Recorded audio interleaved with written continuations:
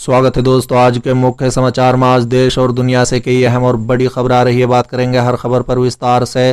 तालिबान सरकार 11 सितंबर को ले सकती है शपथ। भारत और अमेरिका समेत कई देशों को आमंत्रण भेजने की चर्चा। एक और बड़ी अपडेट। संयुक्त राष्ट्र के मंच से भारत का तालिबान को संदेश। अफगान क्षेत्र का इस्तेमाल किसी देश को धमकाने के लिए न हो। वहीं अगली बड़ी खबर में आपको बताएंगे अफगानिस्तान में तालिबान को सत्ता माने के बाद जम्मू कश्मीर में क्या बन रहा है हालात। गृह मंत्री अमित शाह ने सुरक्षा स्थितियों का लिया जायजा। एक और बड़ी अपडेट। कांग्रेस की सरकार बनी तो किसानों का पूरा कर्ज और बिजली बिल होगा माफ। अजय कुमार लल्लू का बड़ा बयान। वहीं अगली बड़ी खबर में आपको बताएंगे कांग्रेस ज्वाइन करेंगे कन्हैया कुमार। पीके के साथ 2 बार राहुल गांधी से की मुलाकात। एक और बड़ी अपडेट। संयुक्त राष्ट्र महासचिव एंटोनियो गुटेरेस का बड़ा बयान। बोले अफगानिस्तान में हमें तालिबान के साथ बातचीत कर लाखों मौतों को टालना चाहिए। एक और बड़ी अपडेट। महबूबा मुफ्ती का बड़ा बयान। बोली तालिबान पर मेरे बयान को जानबूझकर तोड़ मरोड़ कर पेश किया गया। इसी के साथ अगली बड़ी खबर में आपको बताएंगे करनाल में शिफ्ट हुआ किसान आंदोलन का केंद्र लंबा खिंच सकता है। किसानों पर लाठीचार्ज का मामला। एक और बड़ी अपडेट। कुलदीप कटारिया ने अपने साथियों संग भाजपा को किया टाटा बाय बाय। तो चलिए देख लेते हैं आज की पहली बड़ी खबर। तालिबान सरकार 11 सितंबर को ले सकती है शपथ। भारत और अमेरिका समेत कई देशों को आमंत्रण भेजने की तैयारी।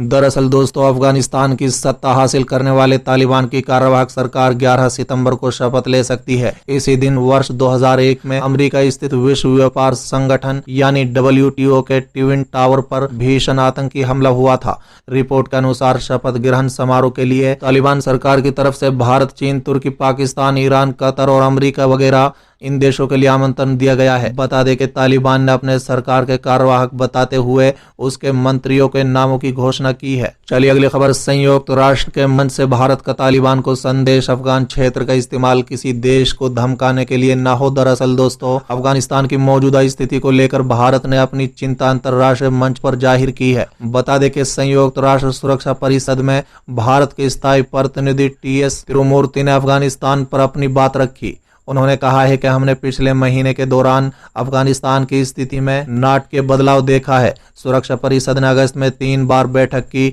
और मौजूदा स्थिति पर सामूहिक रूप से घोषणा की। बता दें कि तिरुमूर्ति ने कहा है कि इसने हमारी कुछ सामूहिक चिंताओं को ध्यान में रखा, विशेष रूप से आतंकवाद पर, जहां उसने तालिबान की प्रतिबद्धता को उल्लेख किया है कि वो आतंकवाद के लिए अफगान भूमि को आयोग की इजाजत नहीं देंगे। साथ ही तिरुमूर्ति ने आगे कहा है कि अफगान इलाके का उपयोग किसी देश को धमकाने या हमला करने या आतंकवादियों को पनाह देने या ट्रेनिंग देने के लिए या आतंकवादी गतिविधियों की योजना बनाने के साथ अपनी आय बढ़ाने के लिए नहीं किया जाना चाहिए। चलिए अगली खबर। अफगानिस्तान में तालिबान को सत्ता माने के बाद जम्मू कश्मीर में क्या बन रहा है हालात। गृह मंत्री अमित शाह ने सुरक्षा स्थितियों का लिया जायजा। दरअसल दोस्तों अफगानिस्तान में तालिबान को सत्ता माने के बाद केंद्रीय गृह मंत्री अमित शाह ने बृहस्पतिवार को जम्मू कश्मीर में सुरक्षा स्थिति की समीक्षा की। बता दें कि आधिकारिक सूत्रों से मिली जानकारी के अनुसार तालिबान को अफगानिस्तान में अपनी अंतरिम सरकार की घोषणा करने के 2 दिन बाद केंद्र सरकार और केंद्र शासित क्षेत्र प्रशासन के शीर्ष पदाधिकारियों के साथ शाह की बैठक हुई।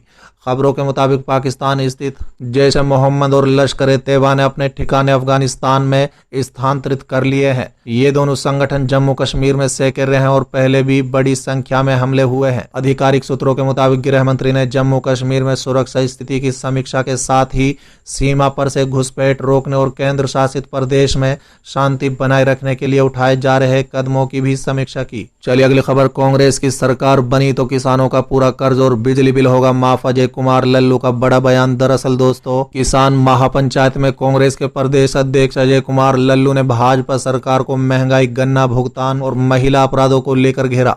बता दें उन्होंने कहा है कि उत्तर प्रदेश में कांग्रेस की सरकार बनने पर किसानों का पूरा कर्ज और बिजली का बिल माफ कर दिया जाएगा। किसान महापंचायत के दौरान कांग्रेस कार्यकर्ताओं ने प्रदेश अध्यक्ष अजय कुमार लल्लू का फूल मालाओं से स्वागत किया। इस मौके पर कांग्रेस के प्रदेश अध्यक्ष अजय कुमार लल्लू ने कहा है कि भाजपा सरकार किसानों को छलने और ठगने का काम कर रही है, मगर कांग्रेसी जान दे देंगे लेकिन तीनों कृषि कानूनों को पास नहीं होने देंगे। साथ ही अजय कुमार लल्लू ने कहा है कि भाजपा सरकार में ना तो किसानों की आमदनी दुगनी हुई, ना किसानों को आवारा पशुओं से छुटकारा मिल सका और न ही गन्ने का 14 दिन में भुगतान और किसानों के फसलों के वाजिब दाम मिल रहे हैं।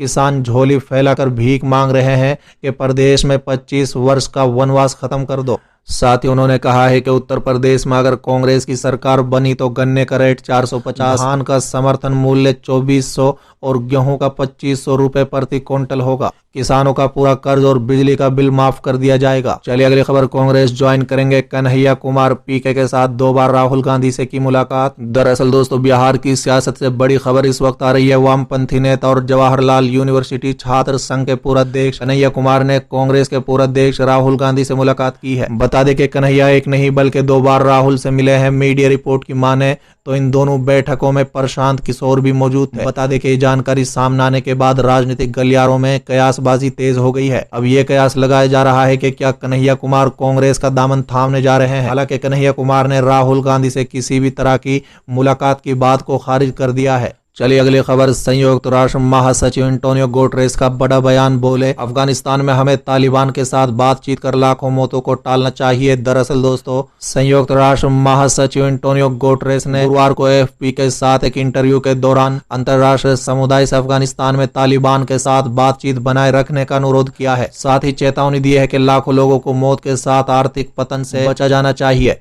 उन्होंने कहा है कि हमें तालिबान के साथ एक संवाद बनाए रखना चाहिए जहां हम सीधे अपने सिद्धांतों की पुष्टि करते रहें। गुटेरेस ने कहा है कि हमारा कर्तव्य उन लोगों के प्रति अपनी एकजुटता बढ़ाता है जो बहुत पीड़ित हैं और जहां लाखों लोग भूख से मरने की जोखिम उठाते हैं। साथ ही संयुक्त राष्ट्र महासचिव ने कहा है कि इस बात की कोई गारंटी नहीं है कि बातचीत से क्या निकल सकता है, लेकिन चर्चा जरूरी है। चलिए अगली खबर, वैष्णो देवी के दर पर राहुल गांधी, पदयात्रा के दौरान अपनी सादगी से जीता लोगों का दिल। दरअसल दोस्तों, कांग्रेस के वरिष्ठ नेता और सांसद राहुल गांधी जम्मू कश्मीर के 2 दिवसीय दौरे पर हैं। बता दें कि वो गुरुवार को जम्मू पहुंचकर सबसे पहले माता वैष्णो देवी दर्शन के लिए रवाना हुए। इस समय वो यात्रा मार्ग पर रहे। बता दें कि राहुल की पदयात्रा के दौरान कांग्रेस के कार्यकर्ताओं में गजब का उत्साह देखने को मिल रहा है। चलिए अगली खबर, करनाल में शिफ्ट हुआ किसान आंदोलन का केंद्र लंबा खिंच सकता है। किसानों पर लाठीचार्ज का मामला। दरअसल दोस्तों, कृषि कानूनों का विरोध कर रहे किसानों का आंदोलन अभी खत्म नहीं हुआ कि करनाल में किसानों पर हुए लाठीचार्ज का मामला तूल पकड़ने लगा है। बता दें कि सिंगू बॉर्डर की तरह किसानों का केंद्र करनाल में शिफ्ट हो गया है। प्रशासन के खिलाफ नारेबाजी कर किसान अपनी मांगों को पूरा करने के लिए आंदोलन कर रहे हैं। इसी कड़ी में किसान नेता निर्मल सिंह सिद्धू ने वन इंडिया हिंदी में बात की। उन्होंने बताया है कि करीब 3.5 घंटे की मीटिंग हुई, लेकिन इसका कुछ भी हल नहीं निकल सका। बता दें कि करनाल में किसान नेता और पुलिस प्रशासन और अफसरों के बीच करीब 2 दौर में 3.5 घंटे बातचीत हुई, लेकिन इसका कोई नतीजा नहीं निकल सका।